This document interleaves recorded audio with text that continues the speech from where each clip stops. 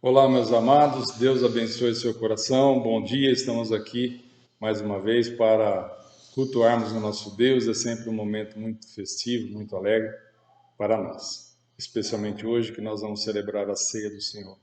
Eu convido os irmãos a estar abrindo a palavra de Deus no livro de Romanos, capítulo 8, verso 28 e 29. Nós vamos ler e meditarmos nesse trecho da Bíblia, que vai nos trazer muita compreensão, que vai nos permitir, né, entendermos os propósitos de Deus.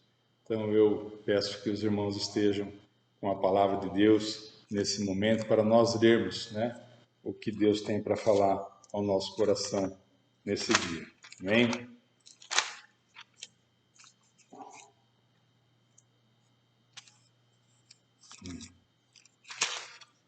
Romanos capítulo 8,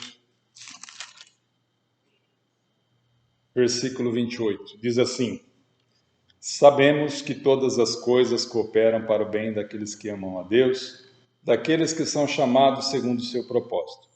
Porquanto aos que de antemão conheceu, também os predestinou para serem conformes à imagem de seu Filho, a fim de que ele seja primogênito entre muitos irmãos. Amém?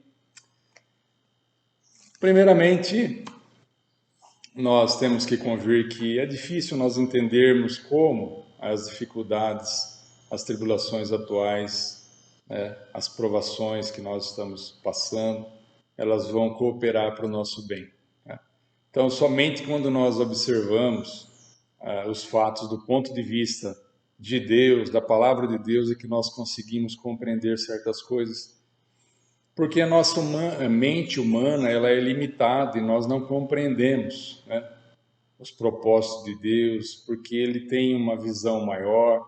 A Bíblia diz, né, no livro de Isaías, que os pensamentos de Deus não são os nossos, nem os caminhos nossos, os caminhos de Deus, porque Ele tem pensamentos mais elevados. Os caminhos de Deus são diferentes dos nossos caminhos. Então, somente quando nós começamos a meditar e entender o contexto em que nós vivemos, baseado na palavra de Deus, é que nós vamos poder compreender como algo, muitas vezes difícil, né? Muitas vezes doloroso, pode contribuir para o nosso bem. A palavra de Deus, conforme Jesus diz, né, em João capítulo 10, a Escritura não pode falhar. De maneira que, se Deus está dizendo que todas as coisas cooperam para o nosso bem, é importante que nós estejamos entendendo isso, crendo e sabendo que isso vai, né, acontecer nas nossas vidas, porque Ele é fiel, Ele vela pela Sua palavra para que ela seja cumprida. Né?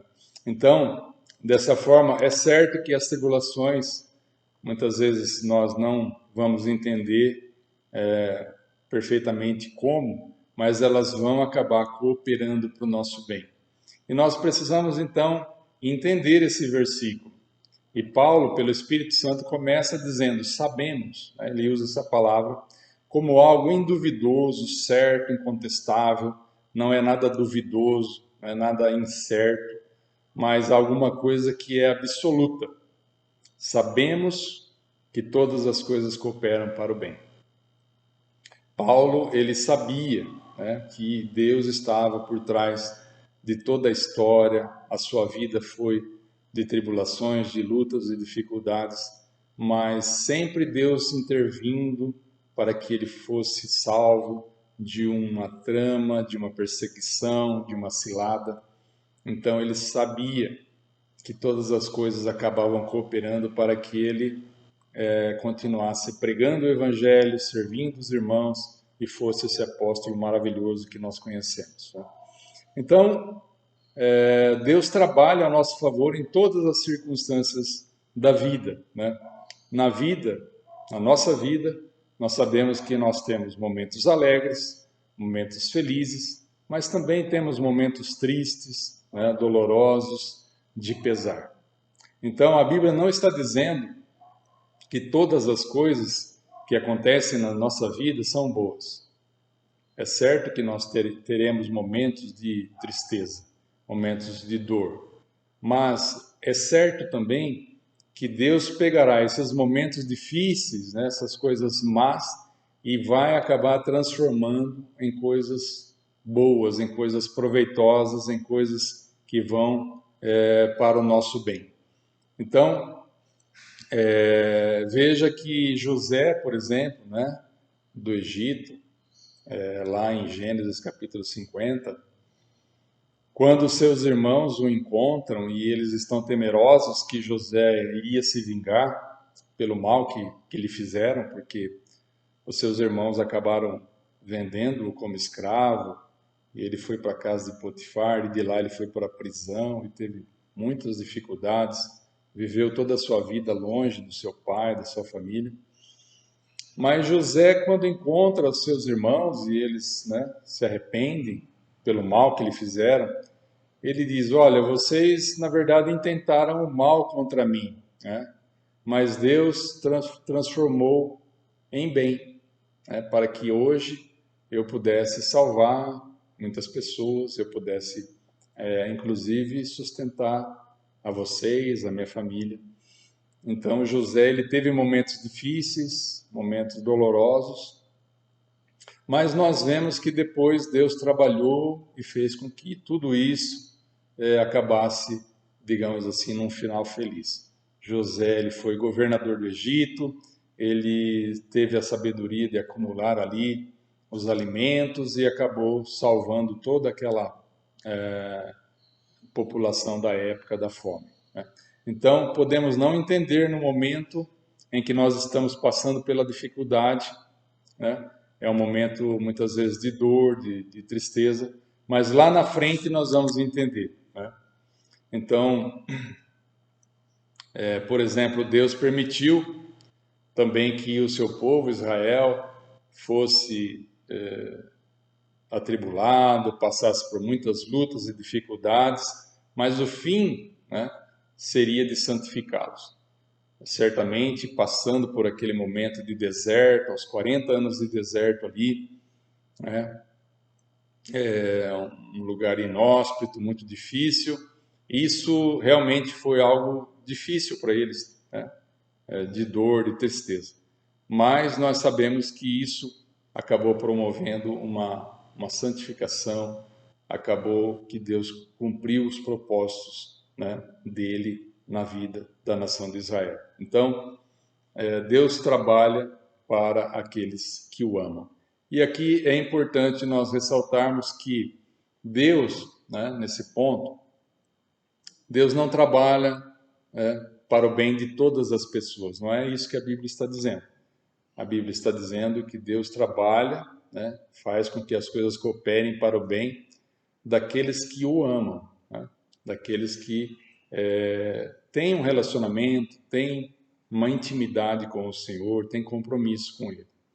Então, Deus conhece, né, aquele que se refugia nele, aquele que tem uma vida de comunhão, de caminhar junto.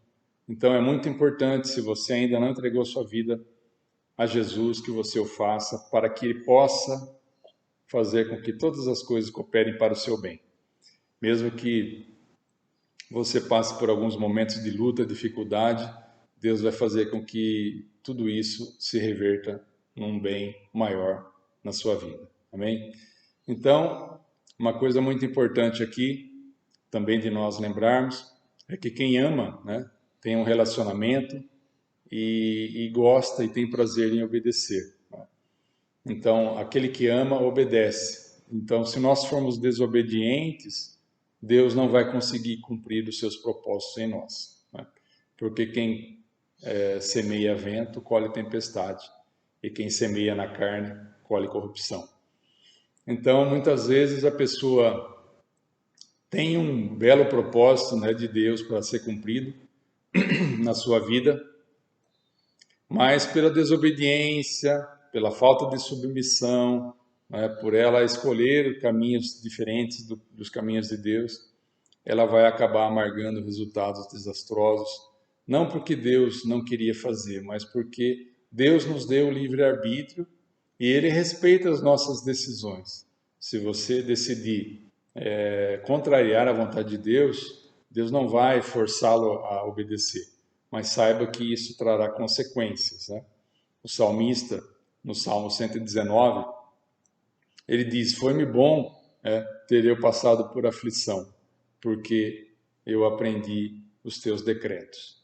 Então, nós muitas vezes precisamos passar por provas, por dificuldades, para entendermos que a vontade de Deus é perfeita, boa e agradável. Então, aquele que ama a Deus não precisa temer as dificuldades, as tribulações, porque nós sabemos que isso vai cooperar, né, para o seu bem. Deus está no controle, Deus está no governo de todas as coisas e Ele vai fazer com que nós atinjamos o objetivo maior, que é a salvação, que é a vida eterna. E nós precisamos lembrar que Deus é um Deus de bondade, de amor, e tem sempre prazer em nos conceder aquilo que nós necessitamos. Jesus, lá no Evangelho de Mateus, capítulo 7, ele diz: pedi e dar-se-vos-á, buscai e achareis, batei e abrir-se-vos-á, porque todo que pede recebe, todo que bate, a porta se abre, e todo aquele que busca encontra. Se nós que somos maus, sabemos dar coisas boas para os nossos filhos, né? Quanto mais o vosso Pai que está no céu saberá dar boas coisas àqueles que lhe pedirem. De maneira que nós temos total confiança que Deus, Ele tem esse propósito de nos abençoar, de nos conduzir em vitória, mesmo que nós passemos por tribulações e por lutas, no final de tudo isso vai ser convergido para o nosso bem. Amém? Então Deus trabalha na vida do seu povo, mas é bom lembrar que Ele também trabalha visando um propósito. Muitas vezes, né, o nosso propósito não está em harmonia com o propósito de Deus. Deus tem propósito de uma vida feliz, sublime, perfeita, próspera, eterna, e o plano de Deus não vai ser frustrado, né? Mas aqueles que amam a Deus se colocam nas mãos do Senhor. Então, nada vai acontecer por acaso, nada vai ser fruto de uma eventualidade. O propósito de Deus, porém, não é nos tornar ricos, famosos, mas nos tornar semelhantes ao seu Filho Jesus, nos santificarmos, né? Que nós também sejamos semelhantes a Cristo, separados do mundo, com uma vida dedicada ao Senhor. Então, o nosso sucesso não seguirá os padrões do mundo, mas seguirá os padrões de Deus, na plenitude de Cristo. Então, Deus não quer apenas nos salvar, mas Ele quer também nos transformar à imagem e semelhança de Cristo. O nosso destino não é apenas a glória, mas sermos semelhantes ao Rei da Glória, né, que é um propósito muito mais elevado. E nós precisamos, então, trazendo esse versículo para o nosso contexto, entender, né, que essa tribulação atual, ela não foge, ela não escapa ao controle de Deus. Ele está no centro, no governo de todas as coisas. 1 Crônicas, capítulo 29, diz: teu, Senhor, é o poder, a grandeza, a honra, a vitória e a majestade. Teu é o reino, tudo está no seu controle. Deus, ele se colocou por chefe de todos, né? Então, Deus está exercendo o seu comando, a sua majestade, o seu controle, e nós precisamos entender então que Deus tem também essa vontade permissiva, né, de que através de alguma dificuldade, alguma tribulação, Ele venha atingir um bem maior. Então, muitas vezes, uma tribulação, uma dificuldade, ela vem cooperar para o nosso bem e cooperar para o bem do Evangelho, né? Então, Paulo, por exemplo, lá em Filipenses capítulo 1, ele diz que ele estava ali preso, né? Mas que ele tinha visto um progresso no Evangelho, porque mesmo em cadeias ele estava evangelizando a guarda pretoriana, e ali muitos dos irmãos, né, vendo aquela tribulação dele, também começaram a pregar o Evangelho de uma forma mais poderosa. de maneira então que isso contribuiu para o avanço do Evangelho, contribuiu para um aperfeiçoamento dos cristãos. E o apóstolo Pedro, lá em 1 Pedro capítulo 1, também ele diz que nós devemos estar alegres quando nós passamos por dificuldades e tribulações, porque isso funciona como uma depuração do ouro, né? O ouro também ele é passado por um processo de acrisolamento, onde se separa o ouro mais puro das impurezas, né? E isso se faz através da tribulação, da dificuldade. Então, essa permissão de Deus envolve, né, nós passarmos por provas, por tribulações, por lutas, mas com o propósito de que nós sejamos, né, ou façamos o que Deus planejou para nossas vidas, que é um propósito muito mais elevado, né, do que aquilo que nós muitas vezes imaginamos. Nessa primeira carta do apóstolo Pedro, no capítulo 4, eu gostaria de ler com os irmãos versículos 12.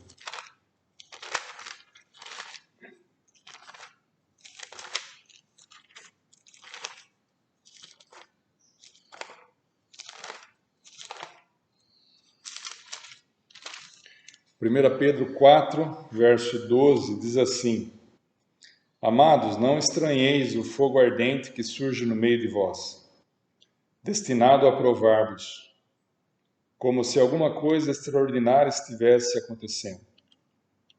Pelo contrário, alegrai-vos na medida em que sois coparticipantes dos sofrimentos de Cristo, para que também na revelação de sua glória vos alegreis exultando. Se pelo nome de Cristo sois injuriados, bem-aventurados sois, porque sobre vós repousa o Espírito da glória e de Deus. Então Pedro está dizendo aqui, olha, se vocês estão sendo atribulados, se vocês estão passando por provações, né, se alegrem, né? Vocês não precisam estranhar como se fosse algo surpreendente. Vocês estão dentro do propósito de Deus, completando os sofrimentos de Cristo, né? Sendo coparticipantes. Gostaria aqui de lembrar um exemplo de Jó. Jó, ele teve a sua vida, né, atribulada pela permissividade de Deus. Ele passou por enfermidades, por crise financeira, por perdas, né, por acusações injustas. Mas nós vemos que depois desse momento de tribulação e de luta, de angústia, isso acabou favorecendo, né, um crescimento espiritual na vida dele. Porque depois que ele passou pelas provas em que ele foi aprovado por Deus, ele recuperou a sua saúde, ele teve novos filhos, e a sua riqueza dobrou, né?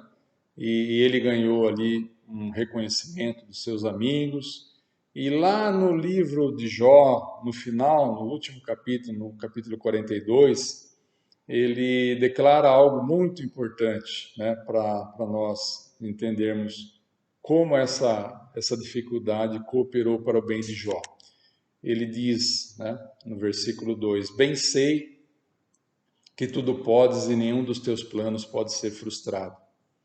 E no versículo 5, ele diz, eu te conhecia só de ouvir, mas agora os meus olhos te veem.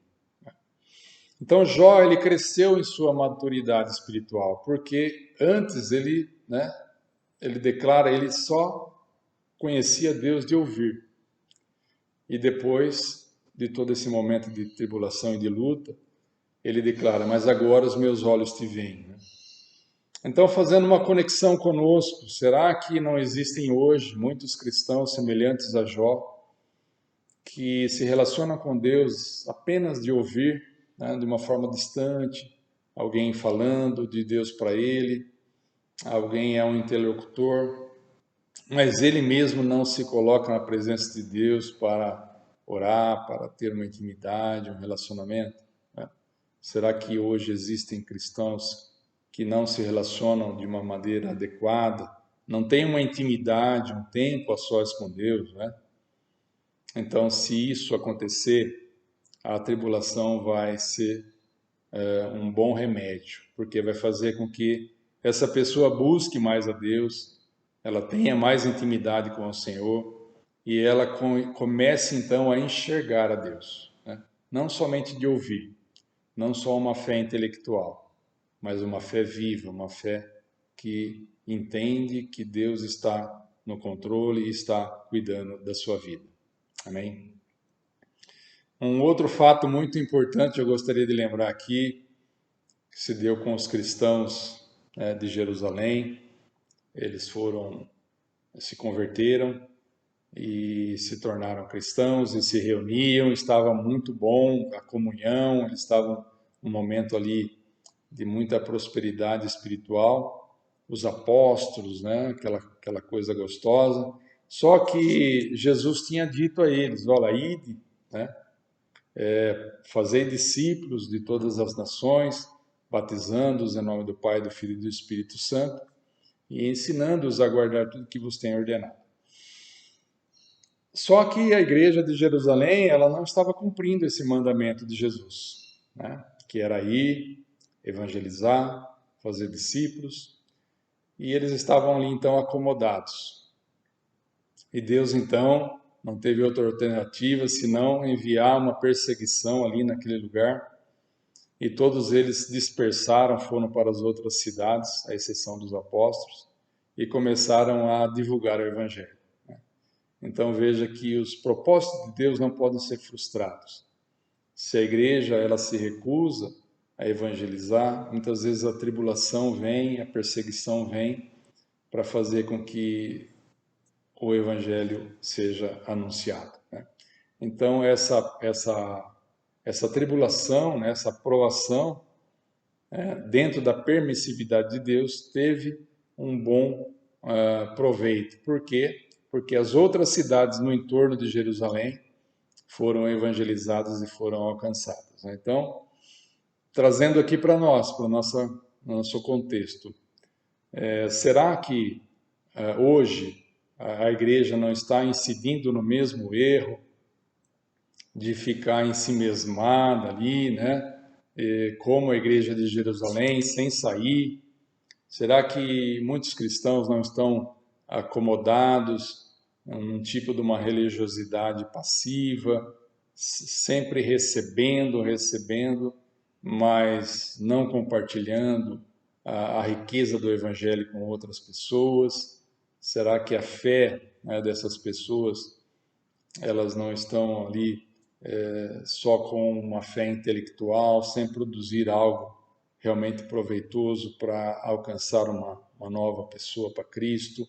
Será que a igreja não está deixando de obedecer ao Senhor Jesus, indo e fazendo discípulos, né, convertidos ao Senhor? Será que Jesus não está dizendo para nós hoje, por que me dizes Senhor, Senhor, se não fazes o que eu vos mando? Então isso nós precisamos refletir. Se for esse o caso, nós precisamos nos converter, nos humilhar, reconhecer, né, e sairmos para evangelizar, porque é melhor ser provado, é melhor ser atribulado e mudar, do que permanecer no erro e ser reprovado no final da nossa carreira, né? Então isso é muito importante para nós como igreja refletirmos, né? Se nós estamos cumprindo os propósitos do Senhor Jesus, se nós estamos indo, fazendo novos discípulos, né? Então, Deus ele tem planos, né? Deus tem promessas de sarar a nossa terra. Ele diz lá em 2 Crônicas que ele tem propósito de sarar a nossa terra, mas é importante que nós estejamos dentro do propósito de Deus, dentro do plano de Deus. Certa vez, Deus permitiu que o seu povo fosse capturado e levado para a Babilônia e ficasse ali por muito tempo para que ele fosse tratado, porque eles estavam vivendo em idolatria, estavam vivendo em pecado, em corrupção. E quando eles foram deportados para a Babilônia, eles estavam ali inconformados, né? Eles estavam pensando que o rei da Babilônia era um rei mau, que conseguiu vencê-los, ou que talvez o exército de Israel não tivesse lutado tão bravamente.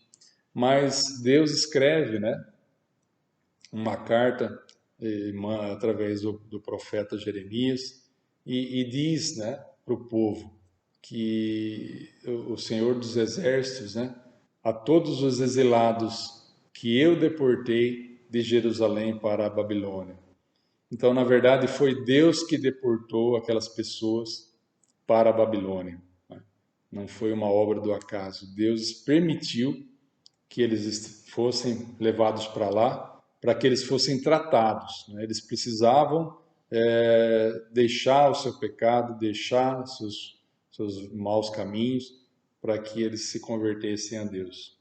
Então, dentro desse versículo de 2 Crônicas 7,14, que diz, né, se o meu povo, que se chama pelo meu nome, né, se humilhar e orar e me buscar e se converter dos seus maus caminhos, então eu ouvirei dos céus, perdoarei os seus pecados e sararei a sua terra.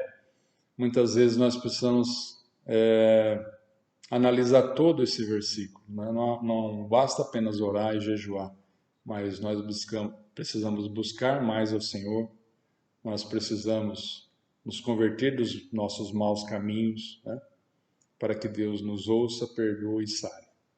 Então, será que não está faltando uma maior conversão das pessoas? Até o apóstolo Pedro, que andou 3 anos com Jesus, depois Jesus falou, olha Pedro, quando você se converter, fortalece seus irmãos, né?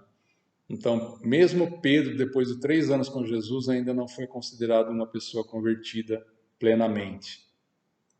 Então, será que essa tribulação, essa dificuldade já produziu frutos de arrependimento em nós, na população, né? Será que se Deus terminasse essa praga, essa tribulação hoje, as pessoas já estariam melhores? Será que as pessoas estariam mais voltadas e preocupadas umas com as outras, com a saúde espiritual delas? Será que a nação abandonaria a idolatria e ouviria mais a Deus? Deixaria de lotar estádios de futebol, de lotar grandes shows para lotar as igrejas, né? Será que a nação voltaria a realizar o carnaval com aquelas imoralidades e abominações ao Senhor? Então, isso tudo nós precisamos entender, né?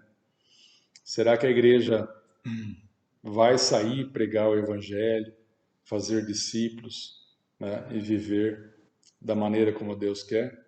Será que se Deus acabasse com toda essa tribulação hoje, todo esse resultado já seria notado?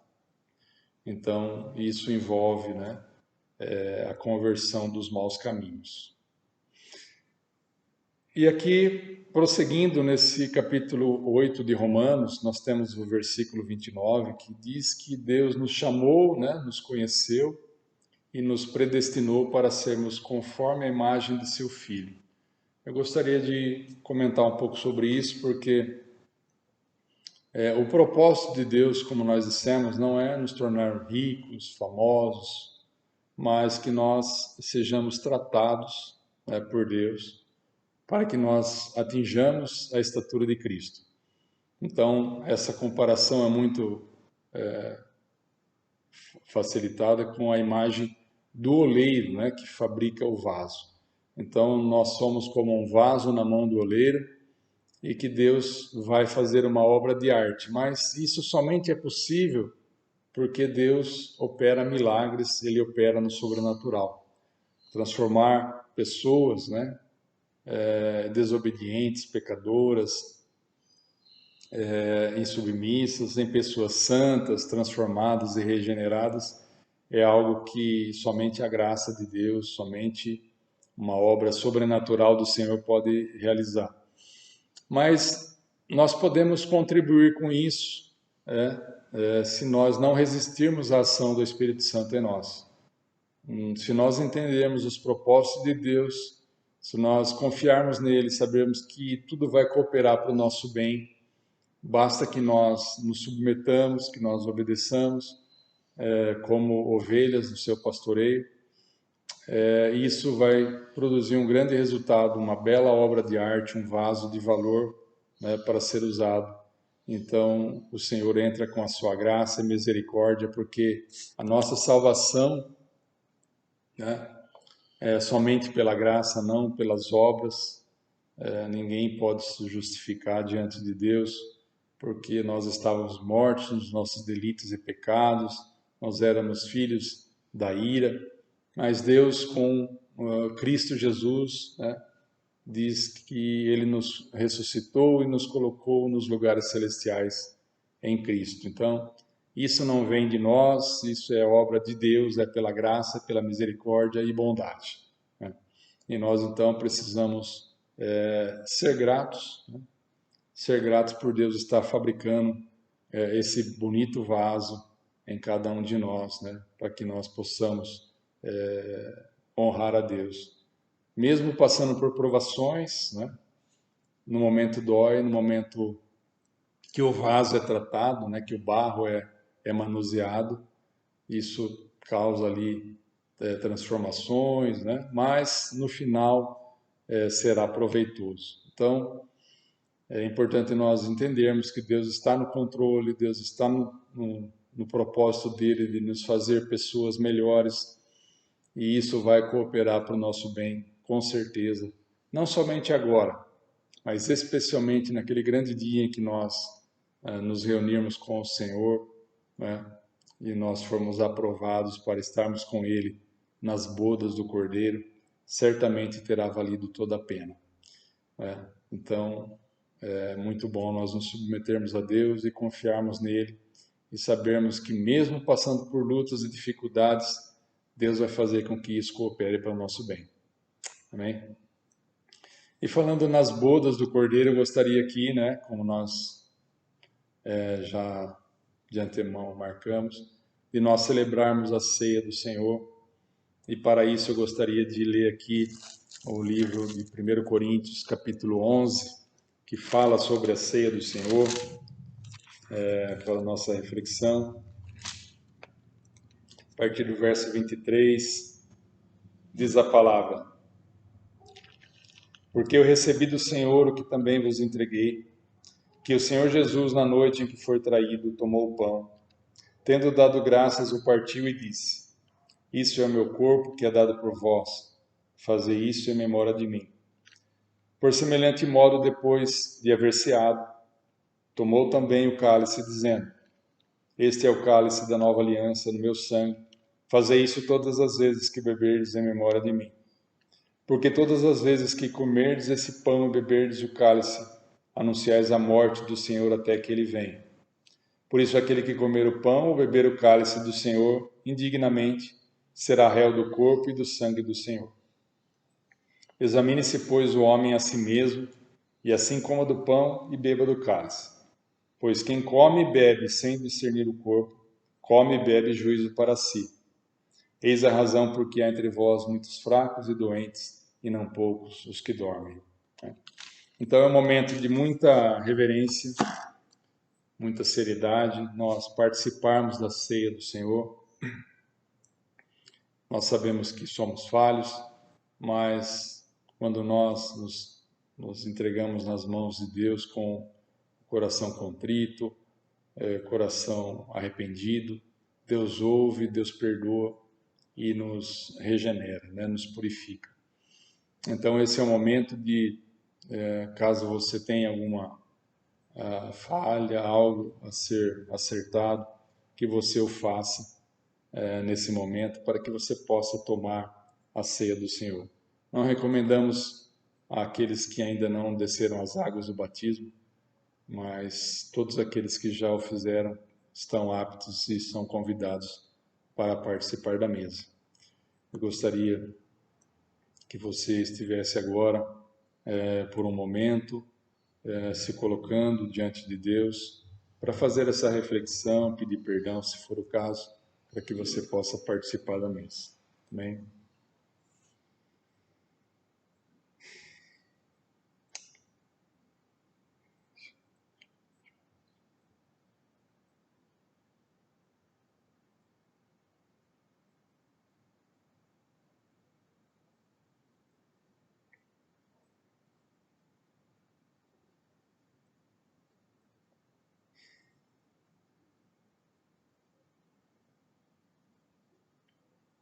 Graças te damos, Senhor Deus, pela tua bondade e misericórdia.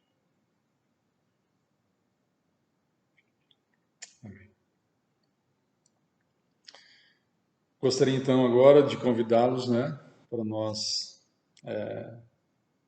tomarmos do pão e do cálice do Senhor e assim celebrarmos esse memorial, lembrando, do sofrimento de Jesus, daquele momento difícil em que ele se entregou por nós.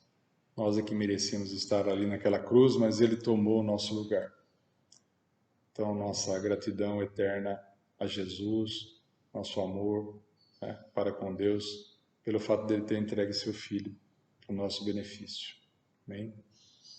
Vamos então agradecer a Deus e tomarmos do pão, bebermos do cálice.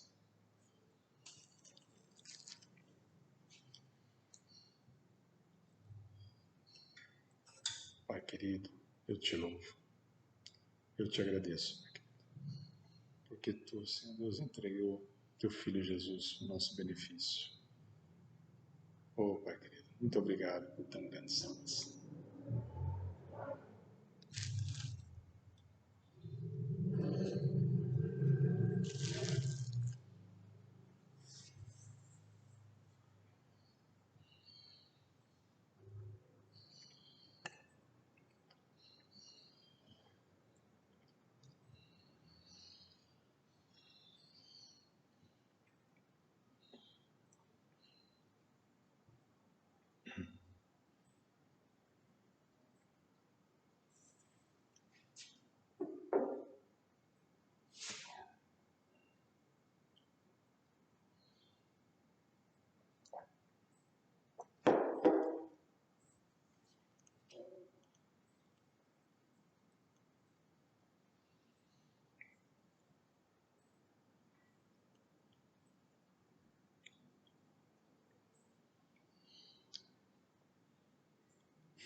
Que alegria, né, irmãos?